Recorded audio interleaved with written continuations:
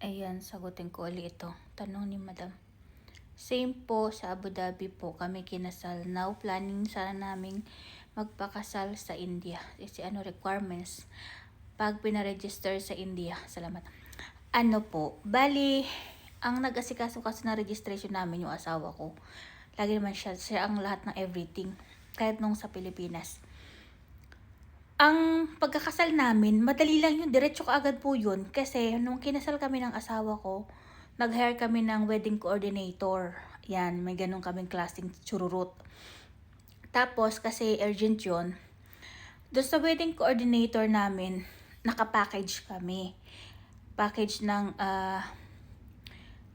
videographer, photographer, tapos yung magpapamofa. I-direct na nila sila ng bahala sa MOFA ng marriage namin, marriage contract namin.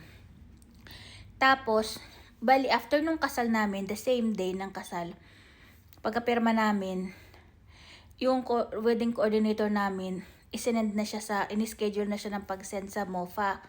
Tapos at after ilang araw, mga 3 araw, na-receive na ng asawa ko sa office niya yung marriage contract namin na may stamp na MOFA.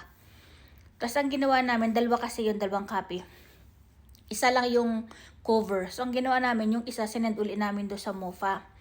So after nun, pumunta na kaagad yung asawa ko sa Indian Embassy. So dala yung passport ko, tapos yung marriage contract namin. Tapos actually walang hiningi sa akin iba, ang hiningi lang sa akin passport, yung dala ng asawa ko. Una kasi pagdating niya doon sa Indian Embassy, copy lang yung dala niya ng passport ko, hindi tinanggap yun. Kaya ang kailangan original passport ko as foreigner, tapos yung marriage contract namin na stamp ng MOFA dito sa UAE.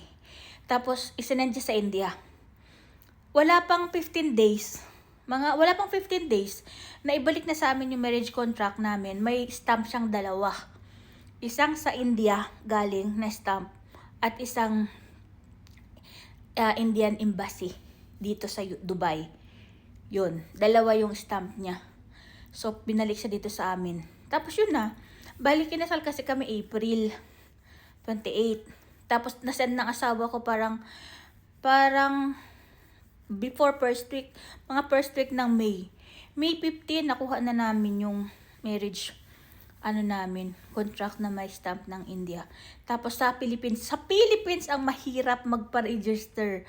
Sobrang daming requirements, as in.